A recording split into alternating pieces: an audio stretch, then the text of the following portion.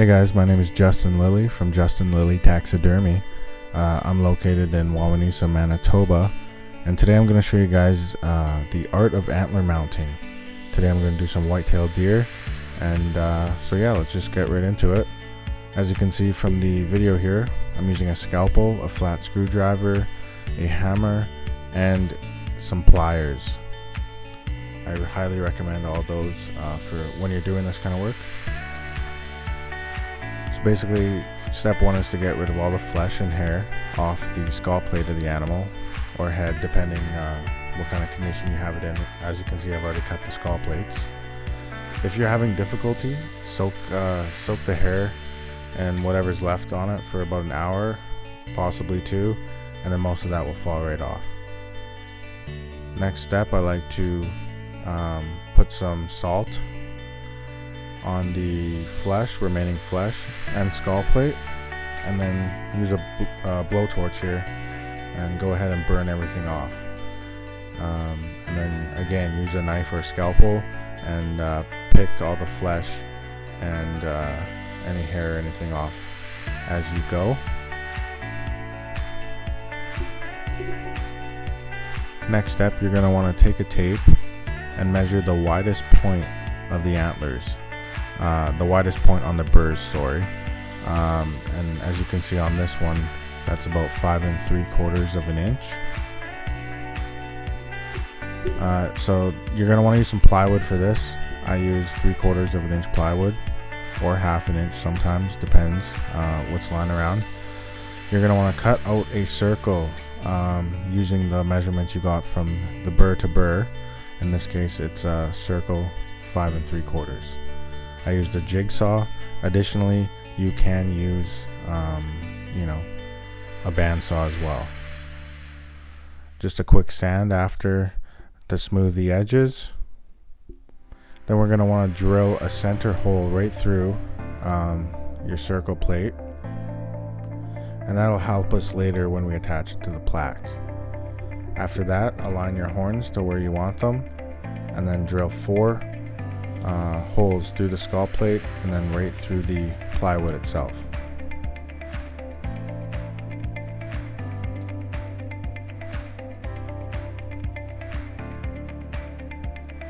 Once you got those, you're going to want to countersink those bolts. So go ahead and pick out a bit and just don't go all the way through the plywood, but just enough that bolt will sink in there and be flush.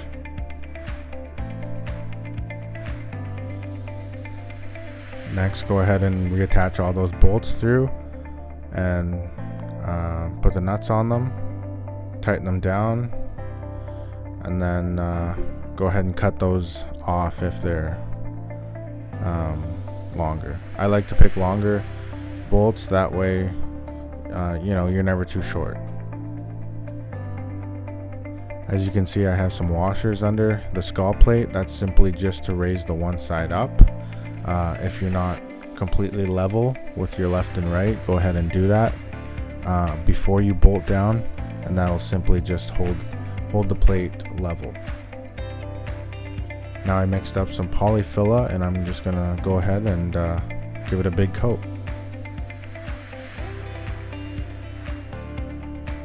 You're usually gonna want, 3-4 layers of this stuff on. So go ahead and give it an hour or two to dry, and then just give it another 1 or 2.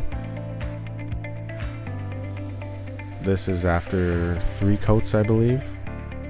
And then we're just going to take some sandpaper and work that down into a more smooth and circular shape.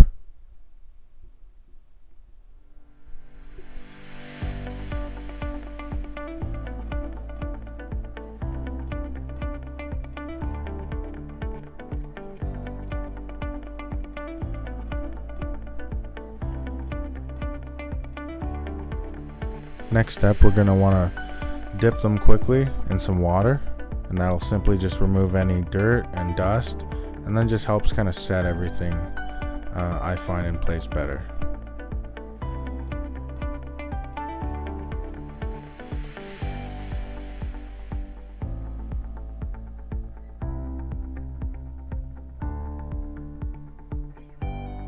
Now we're going to want to use some quilt batting and just staple that all the way around.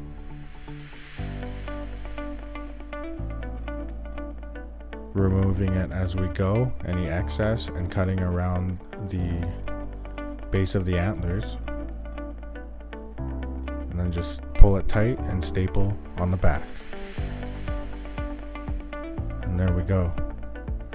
Now we're going to take some fabric, make sure there's some stretch to it, and just do the exact same thing.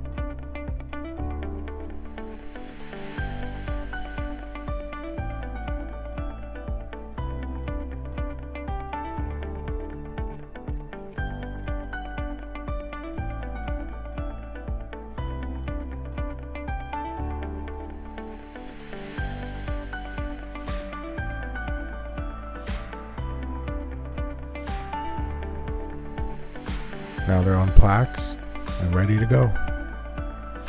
Thanks for watching, everybody.